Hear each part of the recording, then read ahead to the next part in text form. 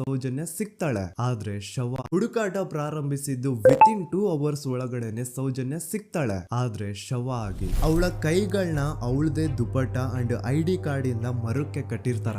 And most brutal part is ಅವಳ ಯೋನಿ, ಅವಳ ಏನಿತ್ತ ಅದ್ರ ಒಳಗಡೆ 6 ಇಂಚ್ ಮಣ್ಣು ತುಂಬಿರ್ತಾರ. ಓ ಬಿಡಪ್ಪ, ನಮ್ ಪೊಲೀಸ್ ಅವ್ರಿಗೆ ತಮ್ಮ ಡ್ಯೂಟಿ ಮೇಲೆ ಎಷ್ಟೊಂದು ನಿಷ್ಠೆ ಇದೆ, ಒಂದೇ ದಿನದಲ್ಲಿ ಆರೋಪಿನ ಹಿಡಿದ್ಬಿಟ್ರಲ್ಲ ಅಂತ ಪೊಲೀಸ್ ಅವ್ರ ಮೇಲೆ ಫುಲ್ ಒಂಥರ ಹೊಗಳ್ತಾ ಇರ್ತಾರೆ. ಆದ್ರೆ ಪಾಪ ಜನರಿಗೆ ಎಲ್ಲಿ ಗೊತ್ತಿತ್ತು ಈ ಕೇಸ್ ನ ರಿಯಲ್ ಆರೋಪಿ ಬೇರೆ ಯಾರೋ ಇದಾರೆ, ಪೊಲೀಸ್ ಅವರೇ ಈ ಕೇಸ್ ನ ಮಿಸ್ಲೀಡ್ ಮಾಡೋದಕ್ಕೆ ಸುಮ್ನೆ ಸಂತೋಷ್ನ ಅರೆಸ್ಟ್ ಮಾಡಿದ್ದಾರೆ ಅಂತ. ಪೊಲೀಸ್ ಅವರು ಈ ಕೇಸ್ ಅಲ್ಲಿ ಕರಪ್ಟ್ ಆಗಿದ್ದಾರೆ, ಪೊಲೀಸ್ ಅವರೇ ಸತ್ಯ ಮುಚ್ಚಿಡ್ಲಿಕ್ಕೆ ಟ್ರೈ ಮಾಡ್ತಿದ್ದಾರೆ. ಹಾಗಾಗಿ ಈ ಕೇಸ್ ನ ಇನ್ಮುಂದೆ ಪೊಲೀಸ್ ಅವರಲ್ಲದೆ CBI ಅವರು ಇನ್ವೆಸ್ಟಿಗೇಷನ್ ಮಾಡಬೇಕು, ಈ ಕೇಸ್ ನ CBI ಒಪ್ಸಿ ಅಂತ ಅಗೇನ್ ಪ್ರೊಟೆಸ್ಟ್ ಗಳು ಸ್ಟಾರ್ಟ್ ಆಗ್ತವೆ. ಸೌಜನ್ಯ ಕೇಸ್ ಒಂದೇ ಅಲ್ಲ, ನಾರಾಯಣ ಹಾಗೂ ಯಮುನಾ ಕೇಸಲ್ಲೂ, ವೇದವಲ್ಲಿ ಕೇಸಲ್ಲೂ, ಆ ಬ್ಯಾಂಕ್ ಮ್ಯಾನೇಜರ್ ನ ಕೇಸಲ್ಲೂ ಹಾಗೂ ಪದ್ಮಲತಾ ಕೇಸಲ್ಲೂ ಸೀದಾ ಡೈರೆಕ್ಟ್ ಡೌಟ್ ಬರೋದೆ ಊರಿನ ಗೌಡ್ರ ಮೇಲೆ. ಸೌಜನ್ಯ ಕೇಸ್ ಬಿಟ್ಟು ಆ ಇನ್ನೊಂದು ಕೇಸ್ ಯಾವುದು, ಅದಕ್ಕೂ ಸಂತೋಷ್ಗೂ ಏನ್ ಸಂಬಂಧ, ಅದ್ರಲ್ಲಿ ಯಾಕೆ ಸಂತೋಷ್ನ ಪೊಲೀಸ್ ಅವರು ಫಿಟ್ ಮಾಡಿದ್ರು ಅಂತ ಪ್ರತಿಯೊಂದು ಹೇಳ್ತೀನಿ.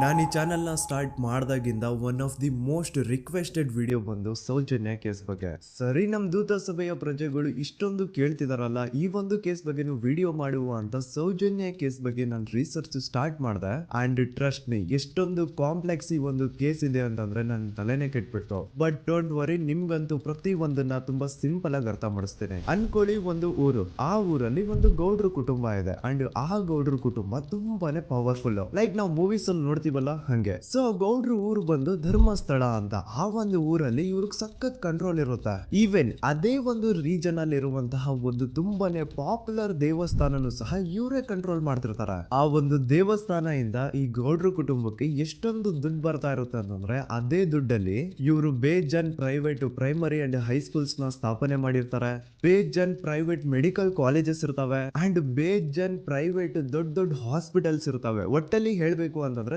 ದುಡ್ಡಿನ ಸುರಿಮಳೆ ಇವ್ರಿಗೆ. ನೋಡಿ, ನಮ್ಮ ಭಾರತ ದೇಶದಲ್ಲಿ ಒಂದು ಕಾನೂನು ಇದೆ, ದ ರಿಲಿಜಿಯಸ್ ಎಂಡೋಮೆಂಟ್ ಆಕ್ಟ್ 1863 ಅಂತ.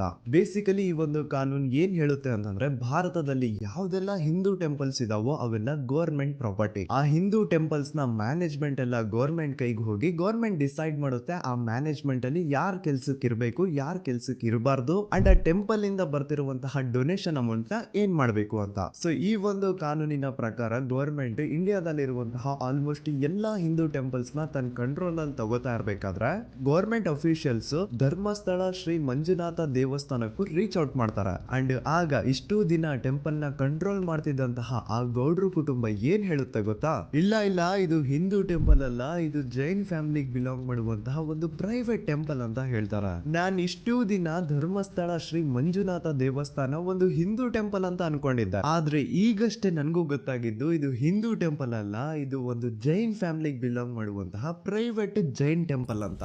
ಸೊ ಹೀಗಾಗಿ ಗವರ್ಮೆಂಟ್ ಅಫಿಷಿಯಲ್ಸ್ ಏನೂ ಮಾಡಕ್ಕಾಗದೆ ಇವತ್ತಿನವರೆಗೂ ಈ ಒಂದು ಧರ್ಮಸ್ಥಳ ಶ್ರೀ ಮಂಜುನಾಥ ದೇವಸ್ಥಾನನ ಒಂದು ಪ್ರೈವೇಟ್ ಟ್ರಸ್ಟ್ ನಡ್ಸ್ಕೊಂಡು ಹೋಗ್ತಿದೆ. ಅಂಡ್ ಆ ಪ್ರೈವೇಟ್ ಟ್ರಸ್ಟ್ ನ ಓನರ್ ಯಾರು, ಅದೇ ಗೌಡ್ರ ಕುಟುಂಬ. ನೋಡಿ, ನಾನು ಈ ವಿಡಿಯೋದಲ್ಲಿ ಯಾರ್ದನ್ನು ರಿಯಲ್ ನೇಮ್ಸ್ ನ ಬಳಸ್ತಿಲ್ಲ. ಪ್ರೀವಿಯಸ್ಲಿ ಬೇರೆ ಯೂಟ್ಯೂಬರ್ಸ್ ತಮ್ಮ ವಿಡಿಯೋಸ್ ಅಲ್ಲಿ ರಿಯಲ್ ನೇಮ್ಸ್ ನ ಬಳಸಿದ್ದಾರೆ ಅನ್ನೋ ಒಂದೇ ಒಂದು ಕಾರಣಕ್ಕೆ ಅವ್ರ ವಿಡಿಯೋಸ್ ನ ಡಿಲೀಟ್ ಮಾಡಿಸಿದ್ದಾರೆ. ಸೊ ಅವ್ರ ಜೊತೆ ಆಗಿದ್ದು ನನ್ ಜೊತೆ ಆಗೋದು ಬೇಡ, ಸತ್ಯ ಮುಚ್ಚೋಗೋದು ನನ್ಗೆ ಇಷ್ಟ ಇಲ್ಲ. ಹಾಗಾಗಿ ನಾನಿಲ್ಲಿ ರಿಯಲ್ ನೇಮ್ಸ್ ನ